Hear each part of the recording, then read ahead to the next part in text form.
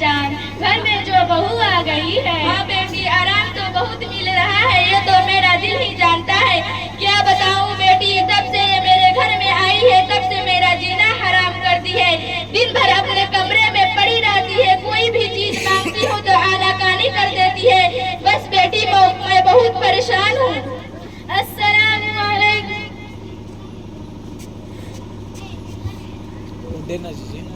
السلام علیکم ورحمۃ اللہ وبرکاتہ بھابھی جان۔ وعلیکم السلام ورحمۃ اللہ وبرکاتہ ندر صاحبہ۔ ارے ساجیہ تم کیسی ہو؟ الحمدللہ میں اچھی ہوں۔ بھابھی جان آپ کے چہرے پر خوشی نظر نہیں آ رہی ہے۔ چہرے پہ کیسی خوشی نظر آئے گی، زندگی میں سکون ہی نہیں ہے۔ کیا ہوا بھابھی جان، طبیعت ٹھیک نہیں ہے؟ طبیعت تو ٹھیک ہے لیکن گھریلو ٹینشن نے بیمار کر رکھا ہے۔ سوچا تھا کہ شادی کے بعد اپنے ماں کو چھوڑ دوں گی، ماں کے شکل میں ساس اور بہن کے شکل میں نند ملے گی، لیکن میری ساس کی رویے نے مجھے الجھن میں ڈال دیا ہے۔ جب دیکھو تب ڈانٹتی رہتی ہے، ذرا سے غلطی ہو جاتی ہے تو میرے پر پہاڑ ٹوٹ پڑتا ہے۔ میرے گھر میں اتنی بھی عزت نہیں ہے کہ میں اپنی مرضی سے کام بھی کر لوں۔ میرے نندی جو ہے میرے بارے میں میرے شوہر سے الٹی سیدھی باتیں لگاتی ہے، جس وجہ سے میرے شوہر مجھ سے ناراض ہوتے ہیں۔ کیا کروں، مجھے کچھ سمجھ ہی نہیں آ رہا ہے۔ صبر کرو بھابھی جان، اللہ سب ٹھیک کرے گا۔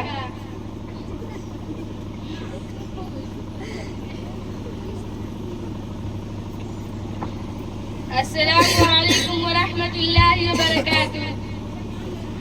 میری ماؤں اور بہنوں، ابھی آپ لوگوں نے ساس کی پریشانیوں کو سنا اور بہو کی پریشانیوں کو سنا۔ ساس بہو کی پریشانیوں کو سن کر ایسا لگ رہا ہے کہ دونوں حق پر ہے، دونوں ایک دوسرے کی ستائی ہوئی ہے۔ بات کچھ سمجھ میں نہیں آئی۔ دراصل مسئلہ یہ ہے کہ ساس چاہتی ہے کہ بہو میری نوکر بن کر رہے۔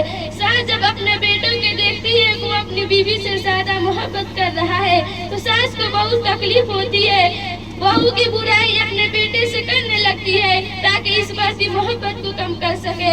ساس بہو کی لڑائی کی ایک وجہ یہ بھی ہے کہ ساس چاہتی ہے کہ بیٹا جو کمائی کر رہا ہے وہ ساری کمائی مجھے دے، اور میں بھی سمجھتی ہے کہ شوہر کی ساری کمائی میں لوں۔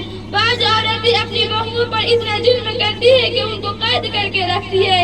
اگر بہو کو فریج میں رکھی ہوئی چیز کھانی ہو تو ساس سے اجازت لینی پڑتی ہے، تو ایسے گھروں میں لڑائی کا ہونا طے ہے۔ ساس سوچتی ہے کہ بہو مجھے اپنی ماں سمجھے، لیکن خود یہ نہیں سمجھتی کہ بہو میری بیٹی کی طرح ہے۔ اگر یہی سمجھ لیتی تو گھر میں لڑائی نہ ہوتی۔ میری ماں اور بہنوں، انسان مکان بدلتا ہے، رشتے بدلتا ہے، دوست بدلتا ہے، لیکن پھر بھی دکھی رہتا ہے، کیونکہ وہ اپنا یہ نہیں بدلتا۔ جب انسان اپنے غلطیوں کا وکیل اور اس سے غلطیوں کا جج بن جائے تو پھر فیصلے نہیں بلکہ فاصلے ہوتے ہیں۔ آپ لوگوں کے ہاتھ میں آپ لوگ کیا بننا چاہتے ہیں؟